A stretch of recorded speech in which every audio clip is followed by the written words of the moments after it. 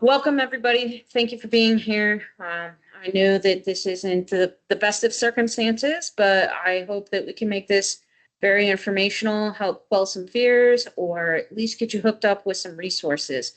I'm Krista Reeves. I'm the Water Quality Program Manager of the Musconetcong Watershed Association, and we're here tonight to talk about the PFAS situation in the Route 31 sludge dump is what they're calling it.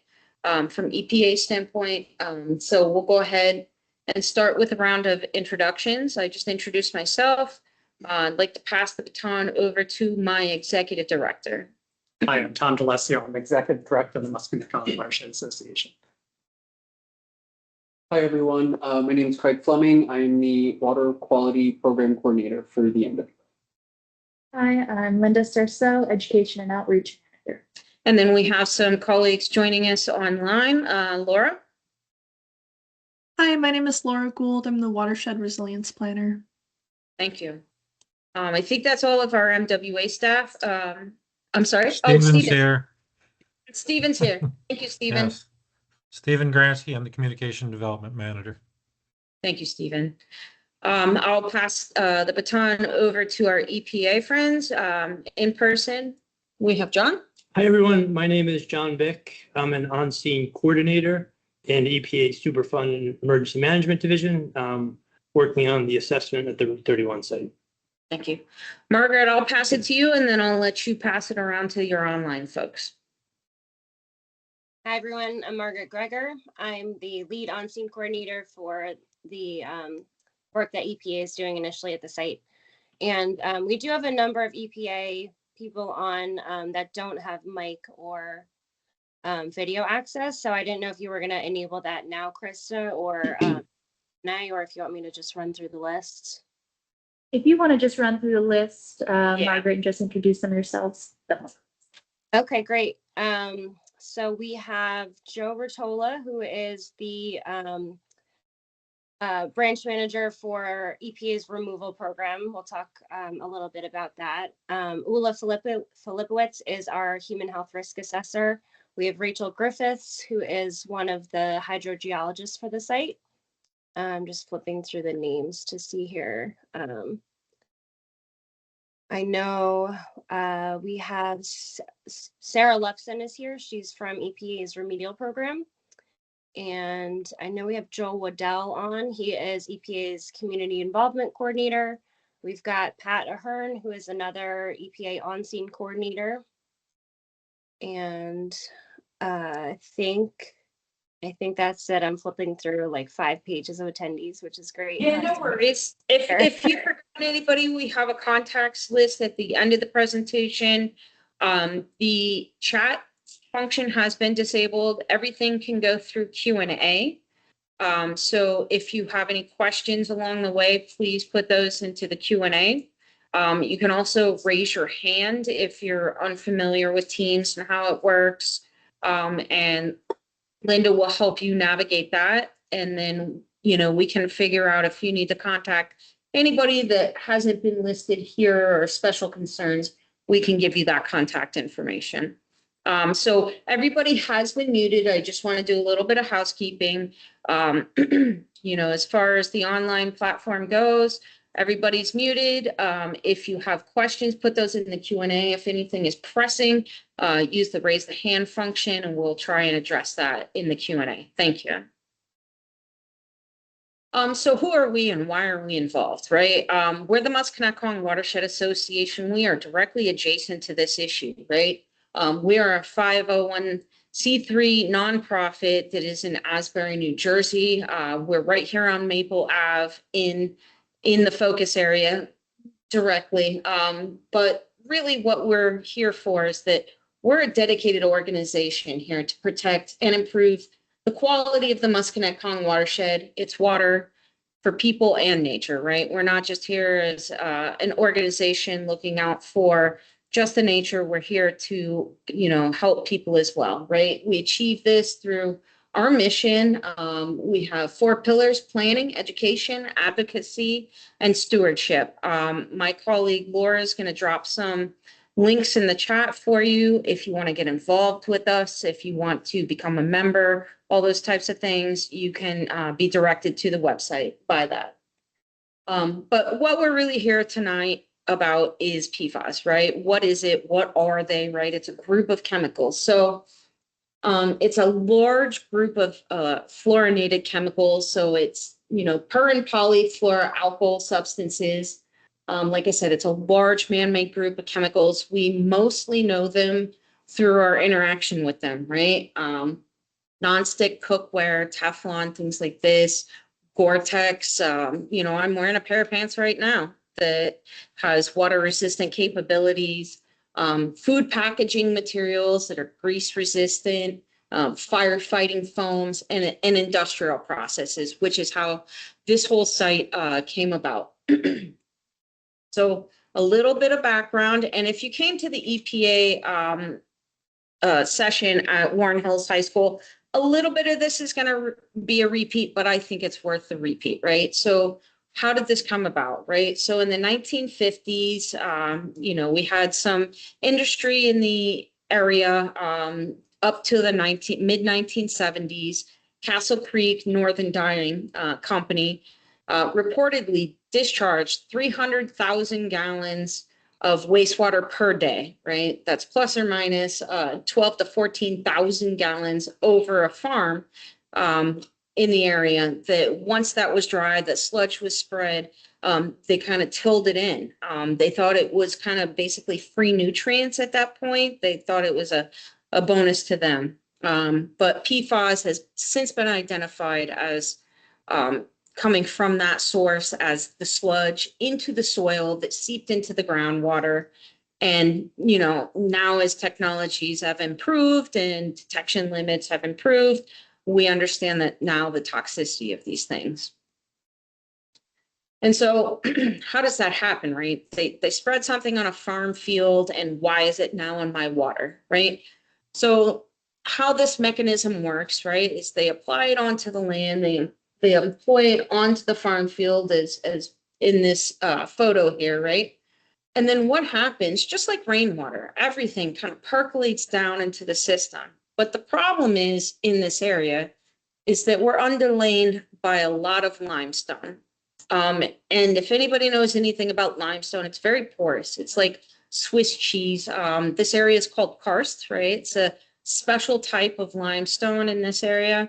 And that creates a lot of caverns. So if you look at this diagram, where's my cursor?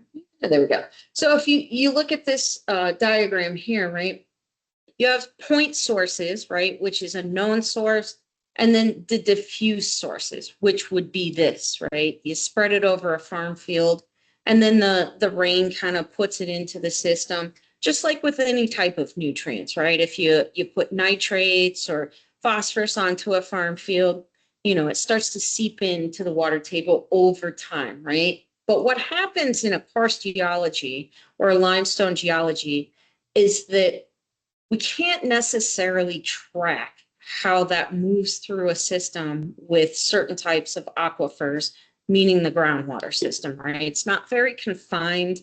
It moves around in unpredictable ways and in more unsuccinct ways. It just moves all over the place. And so what you have is this movement of things put onto the ground and moving into the water system, right? So how this all came about is through a 2019 study and an update in the drinking water standards that NJDEP had put forth. What the update was is that in 2019, for any public community water system serving 10,000 people or fewer, meaning many of the businesses in the area, they needed to test those groundwater sources, those drinking water sources. And so once that happened, this came to light, right? They saw those results, and it showed a humongous hotspot in that Route 31 area, right? In here, all along 31 and Ryman Road. And so they started to do follow-up monitoring of private wells. They started to expand outside of that parameter of those 10,000 or less community wells and started looking at private wells. Then they realized the extent of the issue, right? They started to see what their preliminary data was getting back from them. They started to see the extent of the contamination and realized this might be a bigger issue than they could handle, which is where the EPA comes in. This is where the Superfund program comes in into light, right? Because EPA is way more able to handle larger and longer extents of contamination. So I know that if you came to the presentation previously, they kind of went into like how these programs work, but it's normally called CERCLA, CERCLA, right? But I think most of us know it as the Superfund program. And that means a contaminated site that needs either removal or remediation. So right now we are in the removal program stage. We're in that short-term stage where the EPA has come in. They said, we've recognized that there's a larger issue at hand, and we need to understand the extent of that program and, you know, understand the pollution sources. So what I have here, so this is the DEP's first study site, right? This is where they focused in the beginning. And this is where now the EPA is focusing, using the Musconetcong River as a boundary, looking at everything north of the Musconetcong River in this area, and the affected areas where the sludge dump was originated, which was in this area of 31, right? So they're testing a certain radius around this area. I know it looks discongruous, but basically you're looking at a lot of the affected communities, people on well water, and, you know, trying to confine the study so that they can understand the data, and then at that point, if needed, expand that area. So what is EPA doing in the community? What's happening right now, and how can you participate, right? So at this moment, if you haven't already, you can go onto the EPA's website. Laura should be dropping those links right now in the Q&A of how you can sign up, right? Because you need to sign that disclosure release form, right? The access form, so that you can get in on the testing. So what's happening is that you can get that free testing. You can submit if you're within the focus area, those boundaries that was previously shown on the map. And she should also be showing a map that you can just drop your address into, because I know not everybody can figure it out just from this nebulous kind of map, right? So the EPA will come into that if you're within the focus area and test your drinking water. And then if you're shown to be above levels, you're eligible for free bottled water. And then in the future, they're providing information and resources to get you a whole house water treatment system.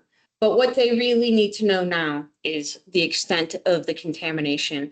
And on top of that, they want to also understand the organic and volatile organic compounds, such as PCBs that are in your water as well, right? So a side-by-side kind of a comparison, what's going on there. And then also just confirm that NJDEP data, right? To make sure that wasn't just a first flush of data. So, and then understand the extent. I just want to let you know that if you get tested, it's not going to be an immediate result. It's not like you're going to get a phone call the next day. It's going to take a little while. There's validation processes that need to happen within the lab.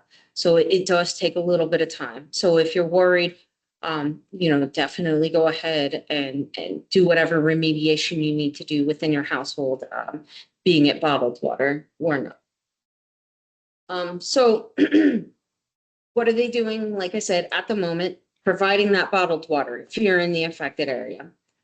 If your standards are exceeded, they will provide water treatment systems.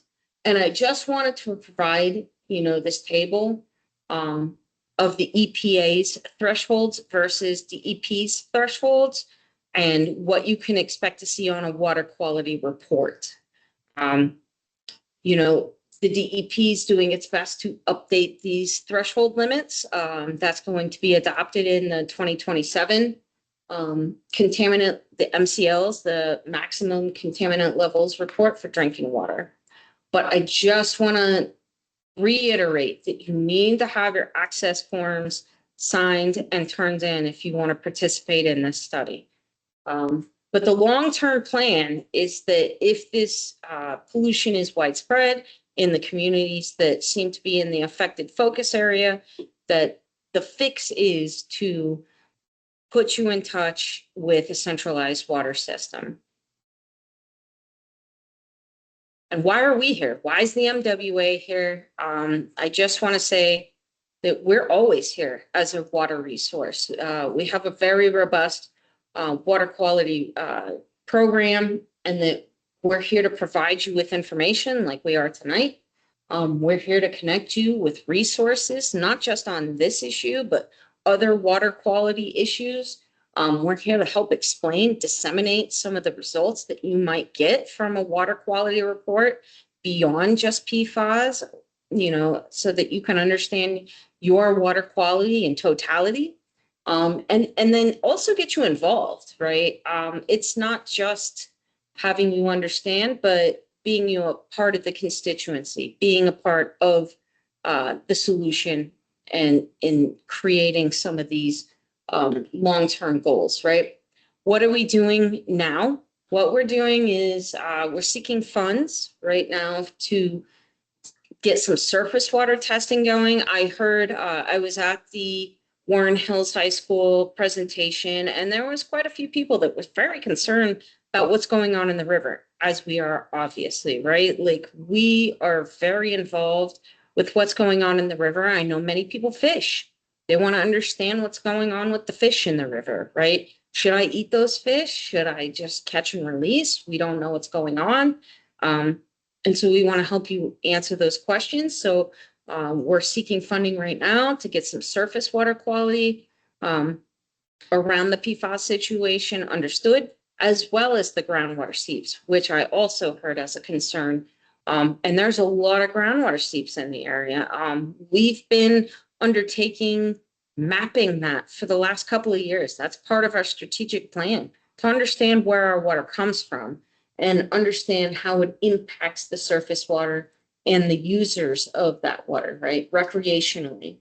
And then additionally, we're trying to seek funds to get more people tested for their drinking wells outside of the initial focus area. I know that Hampton is just right outside of the focus area. We, as an office, are just right outside of the focus area. I drink this water every day that I'm in the office. I'm very concerned, and I want to have our water tested as well. So I'm right there with you. I understand the concern. So that's what we're doing as far as the MWA in the area. But I do want to emphasize we have many, opportunities for you to volunteer, to get involved, just beyond, attending a presentation. So concerns, questions, things that I've heard, when I went to the Warren Hills presentation, there are a few people that stood out to me as far as their questions, their concerns. I approached them, plus just other community organizers that we already have through our River Watchers volunteer program that have voiced things through this lens. So one of them is human health, right? What does this actually mean to me and my family? And a couple of things that I have put up here that are health concerns. I do have more information for you to delve deeper into if you would like to, just contact me. But some of the things that can come up here with long-term PFAS accumulation in the system is reproductive and developmental health effects, right? So it's been leaked linked to adverse reproductive outcomes such as reduced fertility, premature births, miscarriages, ovarian health. So anybody that's interested in endocrine, function and disruption, metabolic and cardiovascular risks, heart health, right? So fatty liver disease has also come up on the radar as something that can be enhanced by long-term PFAS exposure, and then immune system impacts, right? So just an impaired immune response to things like the common cold or the flu. And then cancer risk. There's evidence, there's not conclusive evidence. I just want to put that out there, right? There's linkage. That doesn't mean it's conclusive to long-term exposure and increased cancer risks, usually in the areas of kidneys and testicular cancer. So other carcinogenic properties come up when we talk about long-term PFAS exposure. Neurodevelopment and behavioral effects, right? We all talk about and think about, like, I feel like ADHD has been top of mind for the last 5 years or so, things like that. So it suggests that in utero or in early development, the long-term exposure to PFAS can show an increased risk of behavioral changes in children. So we need to kind of keep that in mind. And then effects on the endocrine system, right? So that's thyroid function and metabolic dysfunction we need to kind of think about.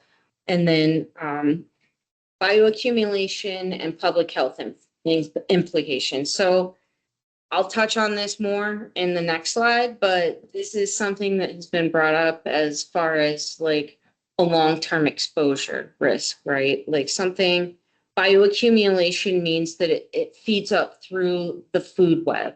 I know that there was a big push for big fish, right? When we talk about mercury exposure with things like tuna, and a lot of people have become aware of exposure to those types of things as far as long-term exposure with bigger predator species. So we have a lot of farmers in the area, a lot of farmers that either grow commodity crops or they have milk or meat cattle in the area. And so I definitely wanted to address this. None of this, once again, like I said, it's definitive, but I can provide you links. I wanted to show you what the research has shown, however. So as far as what we understand as far as PFAS in livestock, is that can transfer from the soil, the water, the feed that they've been given into the milk and the meat, right? So that's influenced by the type of compound. Like I said, PFAS is a humongous group of chemicals, right? So it would depend on the type of exposure that these animals have had. But that is an exposure pathway to people, right? Like I said, PFOA, PFOS, they're highly persistent, and that's because they're more long chain. They're more adapt to, I know it says lipophilic, which means fat loving, right? So, we all know that milk is fat rich and that meat is fat rich. And so they bind to those more readily, and then also more protein binding properties that kind of contribute to some of this bioaccumulation. Sources, we kind of know what that source is at this point, but wastewater irrigation, right? And I just want to reiterate that this is not a localized issue. When I was researching this is a worldwide issue. This is something that's going on around the world. That these effluents, these byproducts have been used as sludge to, fertilize farm fields across the world. So it's not just a localized issue. Reclaimed white wastewater, right, is also another pathway of introduction into crops that are also consumed by the cows and then ladder that PFAS up. health implications, which we've kind of talked about, right? That chronic exposure. I don't know if that would necessarily show up in your cattle or your chickens or your goats or whatever you have on your fields, but something to be aware of, right? And then regulatory action, right? That's why the EPA is here, understanding what the impact is, understanding the need for regulations there, and then introduction into the food web. So most of this I went through pretty fast because I really want this to be about the community engaging in the Q&A and have your concerns met. So Linda, I'm going to turn that over to you at this point for Q&A, and I'll kind of help disseminate some of those. All right, so one we Concern. just got was, where can we find the sample results from our well, and who would be able to contact about installing a filter if our well concentrations exceed the standards? So that I will give to EPA or. Yep. Me too. Unmute. And Margaret, if you would like anyone else from EPA to be unmuted, just give me a name and I will unmute them. I'm sorry, do you mind repeating the question? I was trying to see if it Sure. was in print in the Q&A and I don't see it there or in the chat. So, do you mind just reading? Yes, I'll repeat it. Where can we find the sample results from our well, and who would we be able to contact about installing a filter if our concentrations exceed the standards? So we will be getting the results back from the lab about 6 weeks after they're collected. So we'll be sending them to each property owner or occupant about 2 months later, because we'll provide them with a full printout and a letter telling you what the next steps are, if any. We will be installing the treatment systems starting in the spring once we get a subcontractor on board to install them throughout the study area where we're sampling.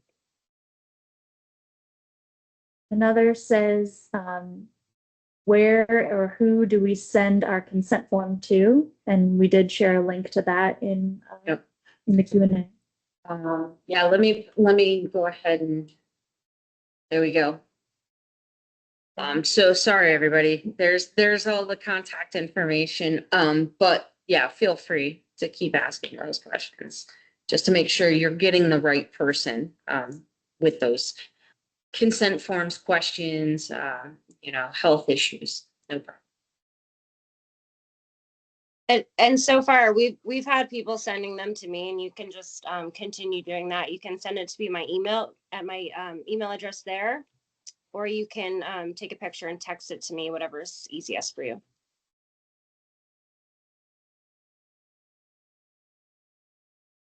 There's one, I believe you answered partly. Are there plans to expand testing to more private wells or other potential sources of exposure?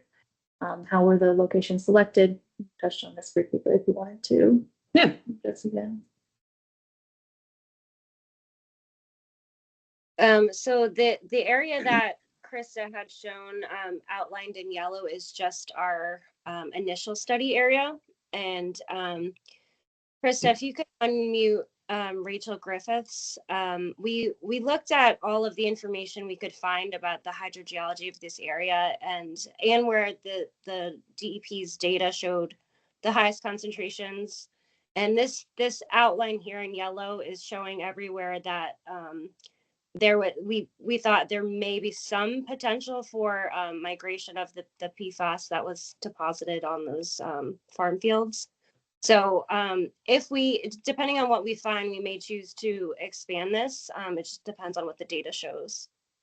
So I don't know if Rachel or John wants to expand more on that. And Rachel, I just allowed you to have control of your mic if you did want to unmute. Yeah, thank you. Margaret, I think you really covered it. If anyone has additional questions, I can elaborate though, of course. Is there a timeline, Rachel? I think a lot of people want to understand what they can expect as far as timing on some of these things. So timing. Go ahead. In this initial study area, we have 378 parcels. So we're trying to get through the study area and start looking at the data and processing that, which we're hoping to get through as soon as people allow us access. So hopefully before the summer, we'll be done sampling this entire area, as many people as allow us to. And then we would take it from there. Can you share the values for the highest concentrations found in the study area so far? I mean, we don't have much data back yet. We had started sampling December. We've already sampled 42 properties, and we're waiting on that data to come back. And now we're in the process of sampling more houses. The highest numbers we saw from the DEP were over 8,000 parts per trillion, so very high, and that was for PFOS. In some of the areas surrounding, if you just go back to that study area figure. Yeah, sorry, it's putting up the MCLs so that people could put that into perspective, right? Yeah. So what the EPA's threshold limits are versus the current DEP thresholds, right? And so now you're talking about some of the values that you've seen, right, within this study area. Okay, in context. Gotcha. Yeah. So there were some properties around like the Route 31 and Ryman Road area that were in the hundreds, but then others were in like the tens of parts per million, and then some were non-detect. It was pretty spotty concentrations throughout this area, and a very wide variety. And we'll be looking to figure out why that is. Are there any remediation plans in place yet? Right now we are just focusing on the drinking water.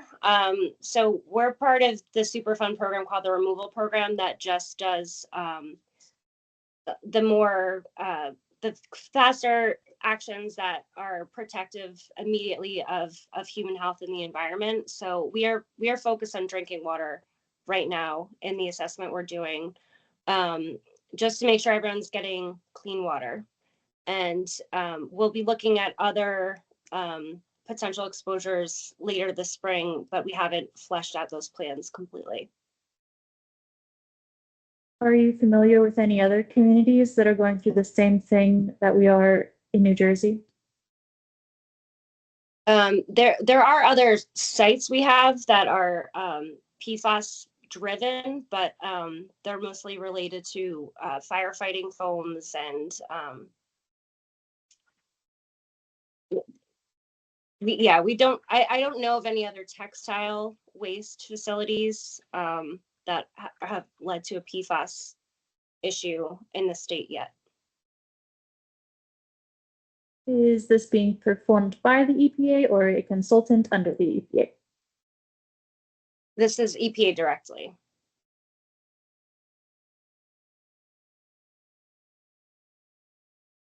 And Margaret, that brings me to another point. Could you just cite the standard methods that are being used just for people's edification for drinking water in case they want to look that up? The sampling methods? Yeah, the method. Yeah, so for PFAS, we're using both methods 533, which gives us, I believe, about 40 compounds. And method, I'm sorry, that gives us about 26 compounds. And then also method 1633. Yeah, just in case people want to do their own testing and they contact a lab so they understand what they're asking for.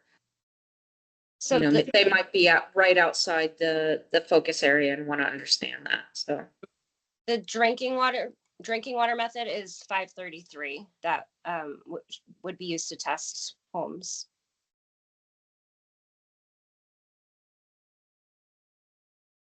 Those are all the questions we've had so far. If you're wanting to submit another question, it's just the Q&A button at the top of the toolbar, and you can type in where it says start a discussion. You could do it anonymously if you wanted to. I'll pose a couple questions that came in through via email. I had a couple of people ask me, I've been buying bottled water. And should I hold on to those receipts? Who do I send it to?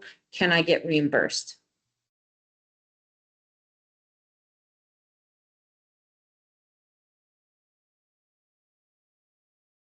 So I don't, when I click the Q&A button, it says Q&A is not available for this event. Turn it on from the meeting options. So if anyone else is seeing that as well. We aren't making a recommendation for anyone to buy bottled water outside of the study area or even inside at this point, unless you have data to support that. I'm guessing this came up because when the DEP was doing their investigation here, anyone that was above their standards, they offered they let those people know about the DEP's spill fund, which does have a program where you can buy your own bottled water and then get a treatment system installed and then put in a claim to get reimbursed for that. So that program would still be applicable here, but that's not the way that EPA works. EPA sampling, we sample directly, and then we'll be directly providing bottled water and installing a treatment system for homes that have PFAS levels over EPA's standard. So that would be an individual decision. So to play devil's advocate, if I was worried and I started buying bottled water right now, and the test takes 2 months, right, to get those results, what if you're over the threshold? Do you get reimbursed for that 2 months or? EPA does not reimburse. Okay. Just making, do you know if there is a program still with the EP to do that? Yes, that program still exists. It's called the DEP Spill Fund program. Okay. But I believe I can provide a link to that, but Yes, thank you. yeah. Because I do have people asking me, they've been hanging on to the receipts. They want to understand how that works, so that would be helpful. Thank you. We've got a bunch more questions coming in now, so. If you could unmute Somia from the Sure. New Jersey Department of Health, she may have some input too. And I know that Krista Fontecchio with NJDOH is also here with us, if you don't mind just giving her access.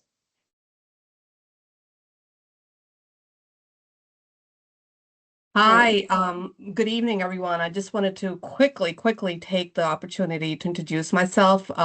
As Margaret said, my name is Somia Alawalia, and I'm here with my colleague, Krista Fontecchio, and we're both from the New Jersey Department of Health. We were at the meeting last month when the first phase 1 presentation was conducted. So we had a chance to meet several community members at that meeting. I just wanted to put it out there that if you, I don't have access to the Q&A or the chat.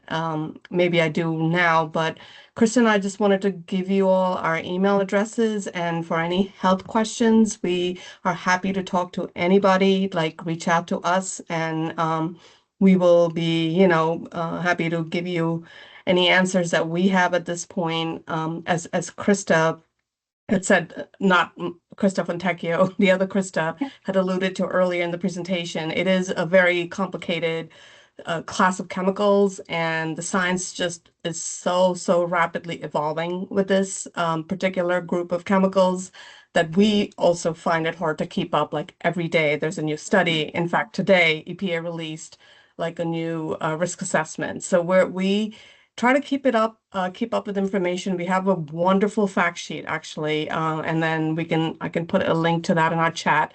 It's about 5 pages long, and it kind of memorializes all the information we know about PFAS and steps you can take to protect your health, if it is detected in your water.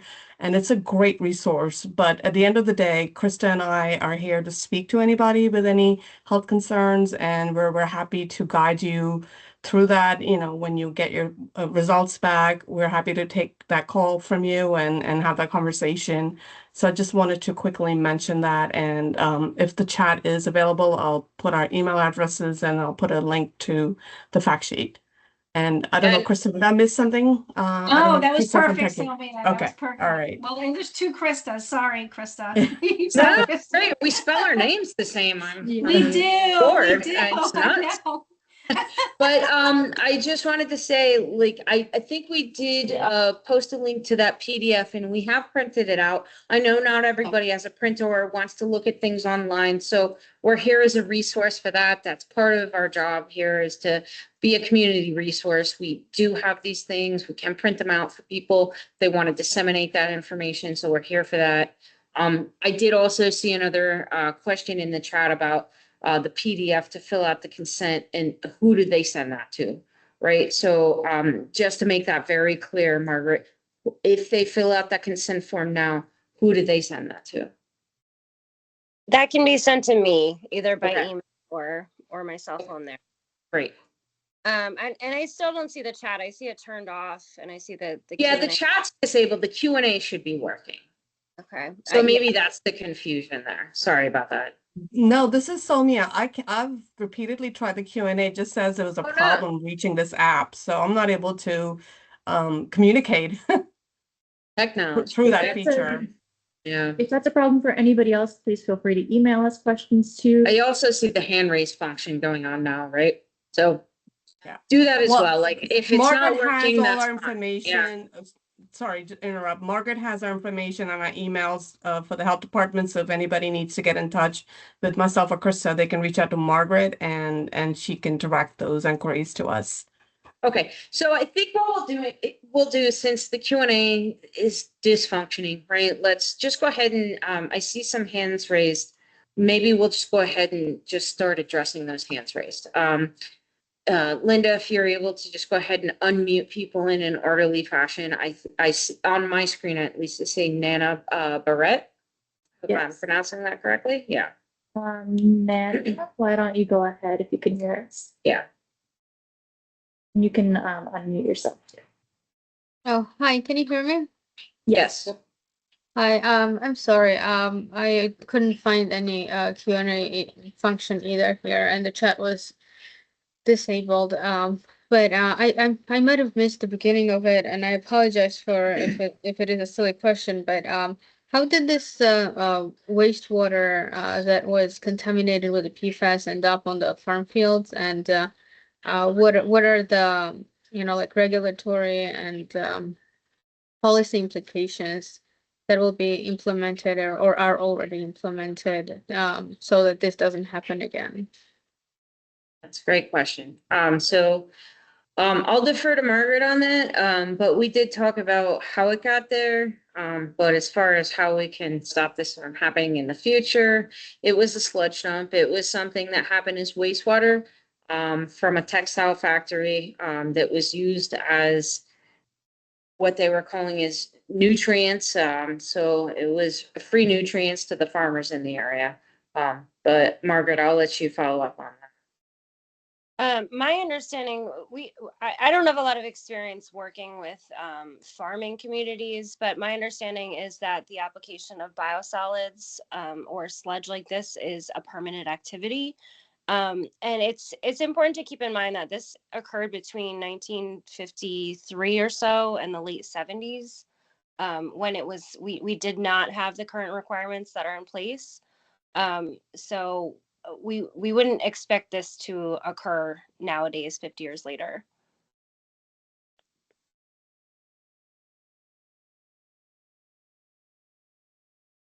We do have a number of Thank you, people. Yeah, I So see. essentially you're saying that there already are regulations nowadays in place so that would prevent this to happen, or like it was very like it was not exactly clear, like it is not expected for this to happen again because there are regulations, right, for this not to happen.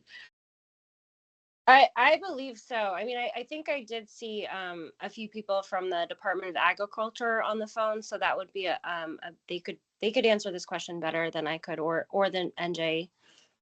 Department of Environmental Protection. But in my understanding is that this is a regulated and permitted activity, and it would not be permitted nowadays. They would have to sample the sludge that is deposited, or the biosolids, and this would not happen nowadays. I'm going to go to the next person raising their hand, but just as a side note, there are a lot of questions in the Q&A, and if we don't get to your question, we'll be sure to go through and answer them, and we can send a follow-up email to everybody who attended, just so everybody can see the full Q&A. But now I'm going to go to Kent Stewart. You wanted to unmute yourself and ask a question?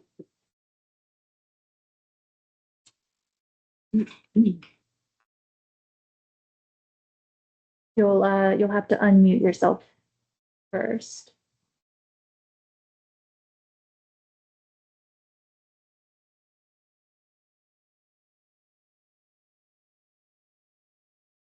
Give that another couple of seconds and we'll move on. Yeah.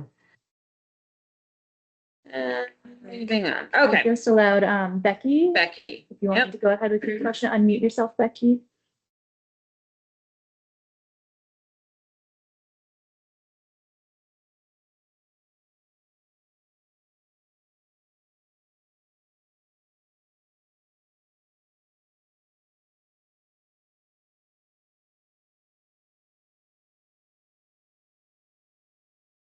And like Linda said, Yep. if you're not able to get there in time or something, go ahead and just put the question in the chat and we'll get to it.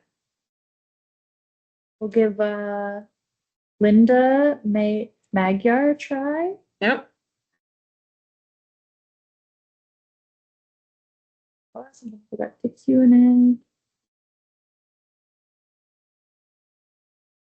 So in the meantime, I do see a question from Richard that says, are there plans to bring public water to the area?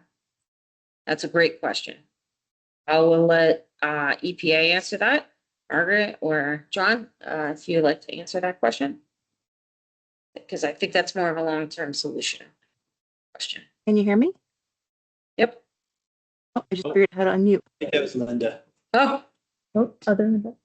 Sorry, it took me that long to figure out how to unmute. Go ahead. no, it's good. It's good. I You're couldn't here. find the right button. It's all fine. I was just wondering, first off, how did they determine this? How did they find this one particular farm?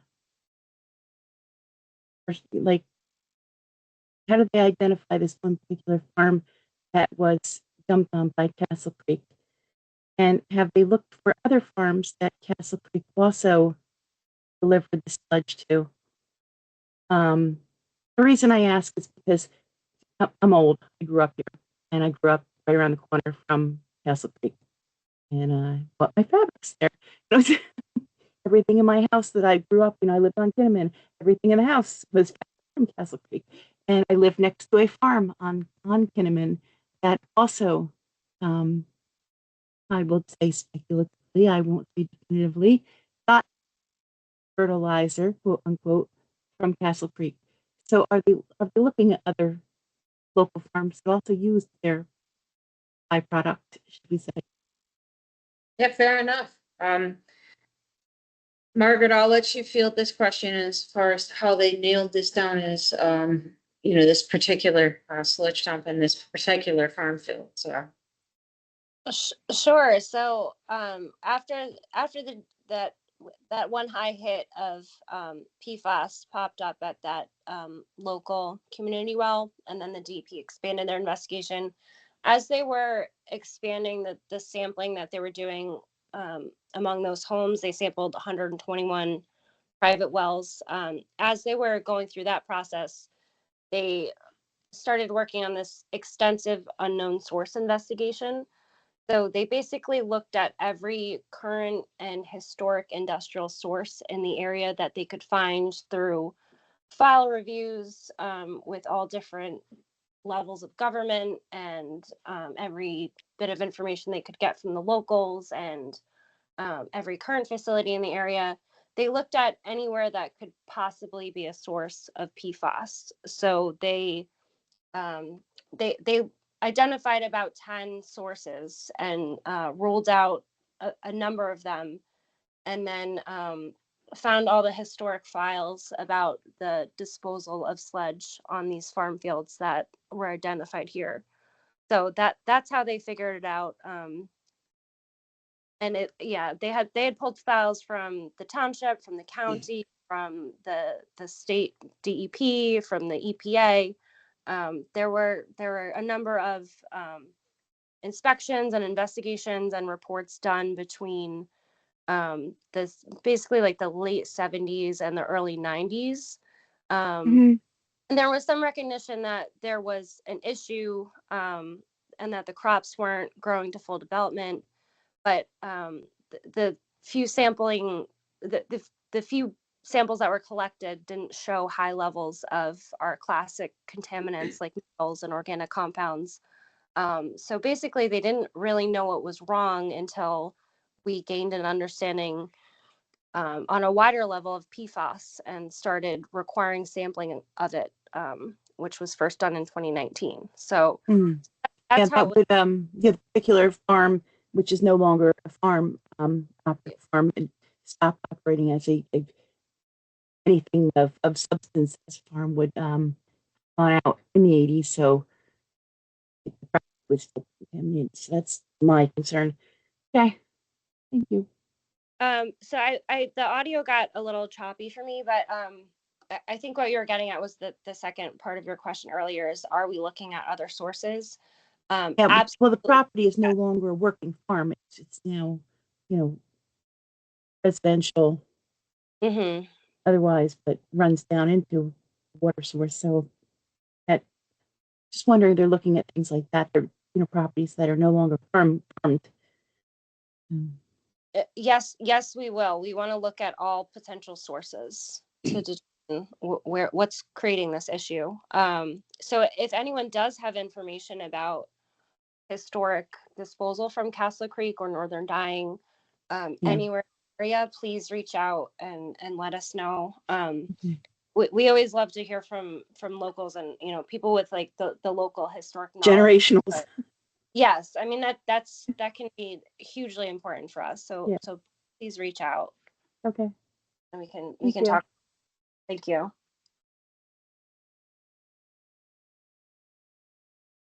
Did you want to go back to the question? Yeah, so going back to the question of, are there plans to bring public water to the area?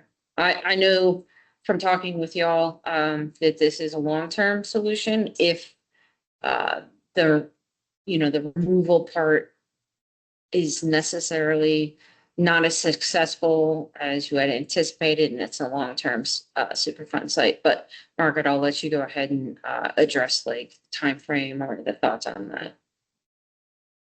So the township passed an ordinance in 2022 to take whatever actions were necessary to protect public health against this issue. So they began working with New Jersey American Water on a water line extension. And as DEP's investigation expanded, they amended the design to include all of the areas that where DEP had found the elevated PFAS concentrations. So those plans are still in the works. They have a design that they believe can be approved by the county. So it just needs to go through a few more stages of approval, and then they can apply for funding at the state level. The answer we've been getting is that they expect the water line to be installed later this year, but that timeframe is subject to change based on all of the administrative requirements and approval process. Great, thank you. Linda, I'll go back to you. One came in about the river. What is the expected impact on the water quality of the Musconetcong River? What role will MWA have in monitoring PFAS? Will trout stocking program be affected? Will the river be posted? Yeah, that is all TBD. We're very concerned. We understand that people fish for the actual meat. It's not catch and release only. And so we do understand the concerns about bioaccumulation and the pollution of the actual product, coming out of it. And we are actively seeking funding right now to address that concerns. We understand that EPA's main concern is drinking water. And so that can't be put upon, the burden of that can't be put upon them. We're actively looking to get into that. PFAS testing is very expensive for anybody that can understand how much water quality testing costs. So we're looking for funds for that, and not to put a plug in, but if you want to become a member and help us along the way, that is definitely appreciated. But yeah, we're looking into surface water quality testing, fish testing, right? So tissue testing and groundwater testing, because most of the water in, this past drought that we just had, that all comes from groundwater. So we understand the connection, especially in a limestone system like this. We're acutely aware of the interaction that groundwater and surface water plays, and then also that recreation plays, for the river itself and for the watershed. We know how valuable this stream is for its cold water fisheries. And so we're on top of that for sure. There are a few questions about who will pay for the maintenance, upkeep, filter changes for the system, in addition to the initial installation of the water filtration systems.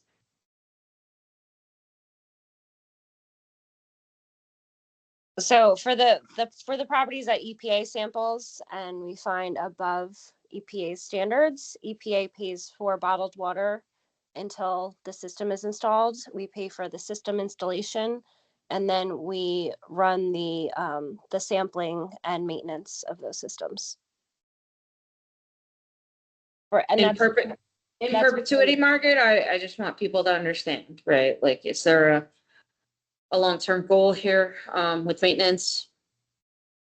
Yeah, so I did unmute the other EPA people on the phone just in case anyone else wants to chime in. But yeah, so it would be until there's a decision on, like, I guess the ultimate remedy for the site. We are hoping that the site will score for what's called the National Priorities List. Informally, it's known as the Superfund list. And if it does, then that would open up larger amounts of funding for long-term cleanup of the site, in which case the operation and maintenance of those systems would get turned over to the EPA Superfund remedial program. If that didn't happen, typically what happens on a national level is that we would ask the state to take care of the operation and maintenance from there. They mostly are doing that through their spill fund, but we for the foreseeable future that we're looking at, the systems that we install, we expect to be running the operation and maintenance.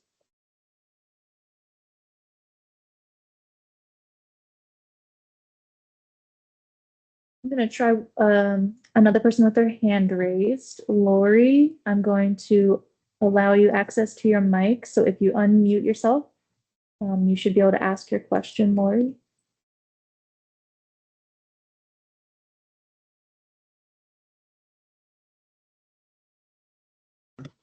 Hi, can you hear me? Yes.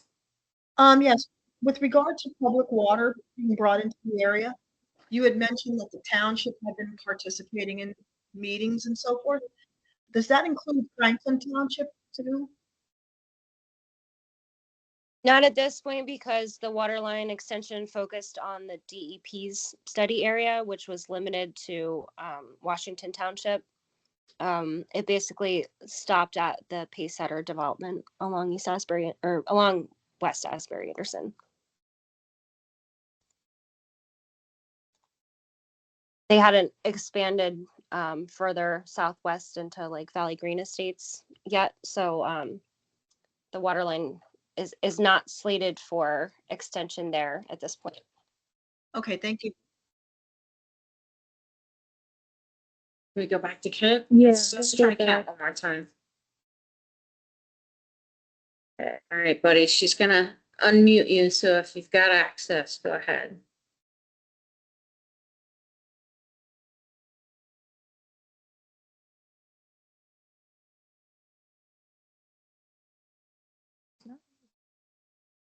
but we still can't hear you, Ken. Yeah. Hello, can you hear me now? Oh, excellent. Yay. Okay, the mute button wasn't showing up. I don't know what's going on. Anyway, just quick question. The testing consent form, we don't know anything about it, where to get it, how to fill it out. Where do I get that? Beautiful. So my colleague Laura just dropped it in the chat. So you should be able to directly access that. It's in the It's in chat. the Q&A. I'm sorry, No, not the chat. The I don't Q&A. have the, Yep. I don't have the Q&A. It Oh, doesn't you don't show even up. have the Q&A. Okay. No. Sure. Let's put that on the screen. But the thing is, like, you can't directly access that. Hold on. Give me just one We second. can attach it as a link to a follow-up email. Oh, there you go. All right. Krista, if I Yeah. can just put a plug, Sure. so we had our public meeting in December, and then we had passed around a fact sheet. We have since changed our website because we had an issue with that platform we're using. So we now have a new website. I'll try to zoom in here. It's www.response.ep. Thank you. Yes. And that's available on our website as well. I just want to say, in case you're not able to directly get to that, it's also available on our website. So And that form is on that website? It's under the resources tab there. Yeah, if Yep. you could just go through this, like, so this just has some basic information about the site. And then if you just click on documents here in resources, you'll see the access form is it's right here, EPA access form for water sampling. And then you can also get to our fact sheet, our public meeting presentation from December. This is the referral document from the DEP, a fact sheet on PFAS generally, and then our study area figure. And Somia and Krista, I can add the DOH fact sheet about PFAS as well, if that helps. That would be great.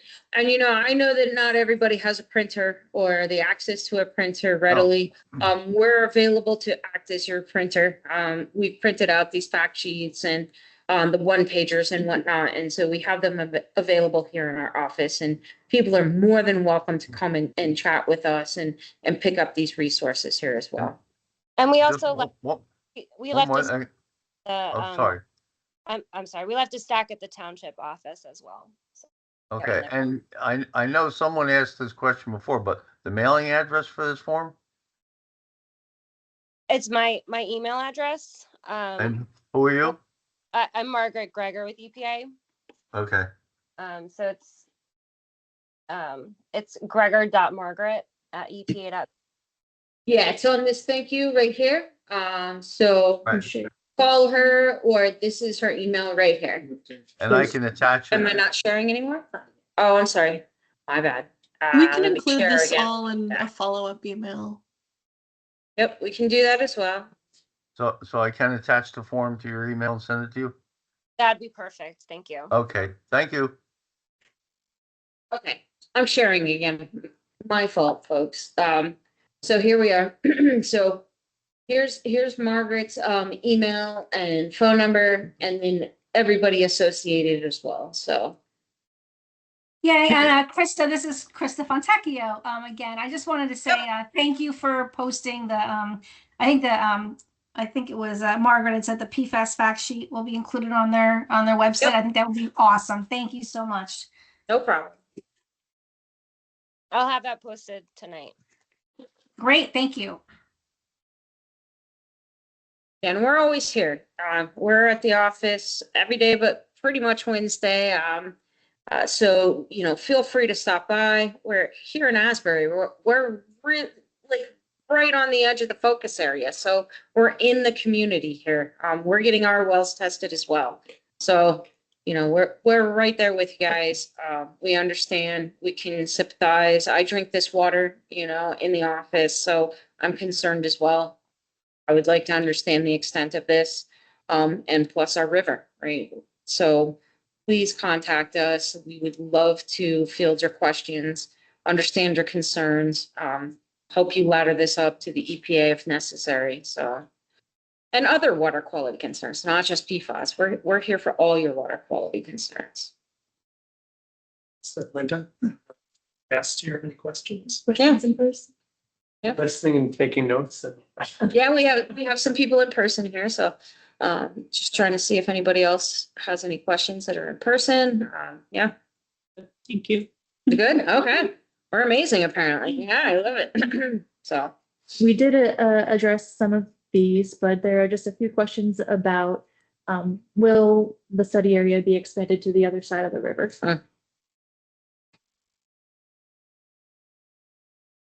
That just depends on what we get from our from the initial study area and whether we think that contamination that's from these same sources on our site is expanding there. So yeah, and we'll be providing updates on our findings and on our next steps as we move through the investigation.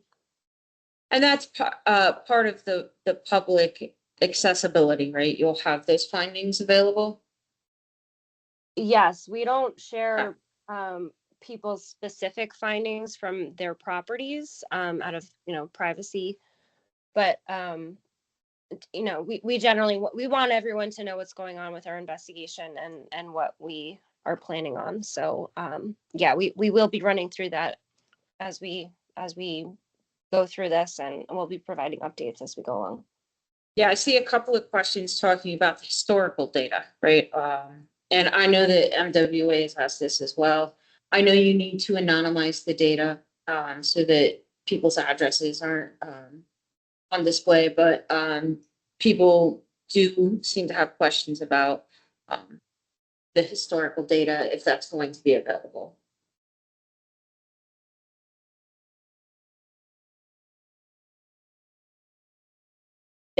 I'm sorry, does that mean the DEP's data? Yes, correct. We would have to just check with them. I know they have their unknown source investigation completed and it's in draft. And they do expect to be finalizing it, and I would think that would be a public document just with individual addresses redacted. But that would be their call. Okay.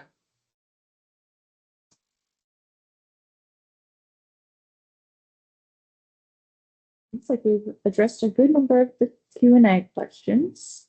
Again, if anybody's not able to access the Q&A and wants to click Yeah, the just raise your your hand for sure. And to go back to the trout stocking, I don't think at this point the trout stocking program is going to be affected. That's not on the radar. Nobody has, contacted us from New Jersey Fish and Wildlife, who is the entity responsible for trout stocking. We haven't heard anything about that yet, but we are keenly aware and looking into that. So.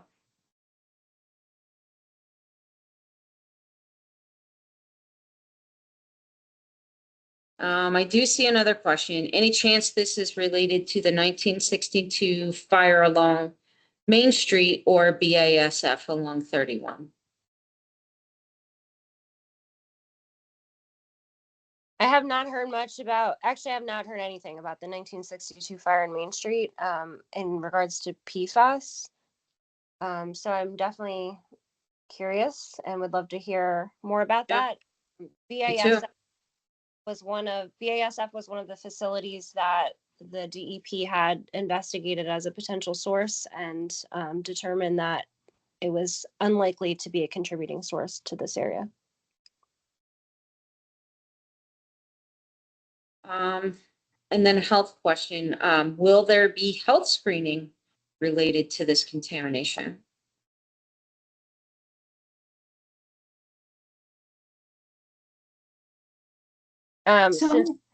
Yes. All right. Yes. This is Soumya. I can quickly address that. Krista and I wanted to mention our role. We do have a grant with the Centers for Disease Control, CDC, in which if this site gets listed on the Superfund list, which is also known as the National Priorities List, we are mandated by Congress to do what we call a public health assessment. And as part of that, we write a document, we look at the environmental data, and then we figure out if there's any pathways, which is the way a contaminant gets into your body. We established that, obviously, in this case, there's a clear pathway. It's in your drinking water, you're drinking it, it's going to be in your body. We look at the effects from that, like if there's non-cancer health effects, such as, the decreased birth weight and all those things that we saw up on the screen earlier. We also look at cancer, the theoretical risk of developing cancer if you're exposed to a certain concentration over a certain amount of time. So we do this in a very formal way. It's very like prescribed. We use a risk assessment model, and we'll come out with a document at the end of it, and we will come out and present that to the community. So that's our role in this whole process. So as EPA steps out with its sampling, we need the data to start this. So we're just getting involved. So once we have the environmental data, it kind of kicks off this whole risk assessment process, which does end up in producing a document at the end of it. Right, and like Somia said too, this is Krista with the Krista Fontecchio with the it'll also provide any recommendations. We do have physician resources and things like that. That if appropriate, and we can definitely provide those resources. And even as we said earlier, if anybody has any questions right now, while this is beginning and ongoing, feel free to reach out to us, and we can have those individual conversations. But like Somia said, the whole health assessment process is exactly what our role is, with our cooperative agreement with CDC to come out with recommendations and a risk assessment document to determine what the public health implications are. How is this exposure affecting people's health? That's exactly why we're here and what we're doing. So we're here for the community, and just feel free to reach out to us anytime. Thanks. Thank you. Because the next question was, what are the recommended next steps, right? For folks who have had health impacts, among those listed that may be linked to PFAS exposure. I think you kind of touched on that it's going to be more of a long-term kind of study. So let's see. The Conley School in Bethlehem Township has tested high for PFAS for several years. Could this be related? Where is that? Bethlehem Township. That's pretty far away. And I don't think we know much about, what type of water they have, if it's private wells or it's water supply. But we can look into that. And locally produced vegetables and fruits be consumed? Once again, I mean, bioaccumulation is a concern. From my research, I'm not an expert, I'm going to put that out there right now, but from my research, what I seem to unearth is that PFAS, the longer chain molecules, are more adept to clinging onto the lipophilic, the fat-loving, and the protein binders, not so much the carbohydrates, which is what vegetables are. So I would say that's actually a more safe pathway of consuming products within the system, but that's not definitive. That's just what my research shows. So yeah, it's something to be concerned about that I can't answer definitively.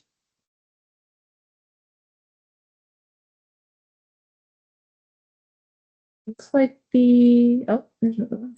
Yeah, they're coming in. Yes. Yeah. Where does the public water supply come from? Does that fully clean the PFAS?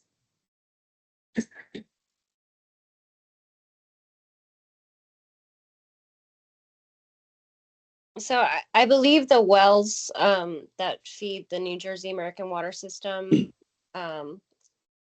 which is planned to extend further south, I think they're in the Washington borough area and like the northern part of Washington Township. I don't have that map, but that water does get treated. And at this point, it's required that they come into compliance with the New Jersey. They do meet the New Jersey PFAS standards and will be coming into compliance with EPA standards by 2029.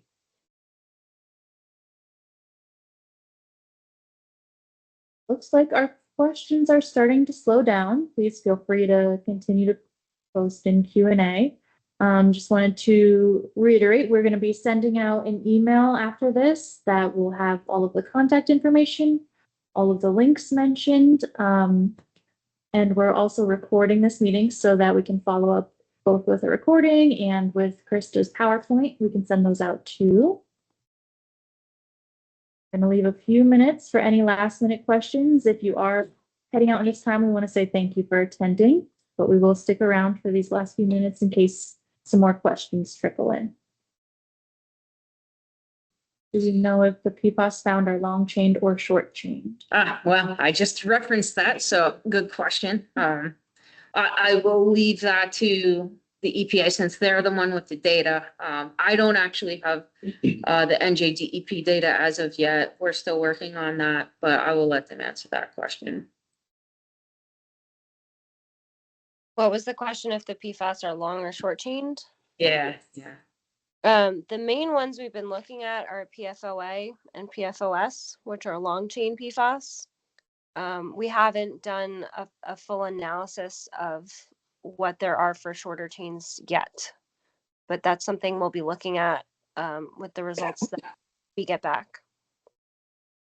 Yeah, and just to remind everybody, PFAS is a humongous group of chemicals. It's thousands of chemicals. It's not just one, like when we talk about nutrients and we talk about nitrogen, right? So this is a humongous group of chemicals. So I just want to put that out there again.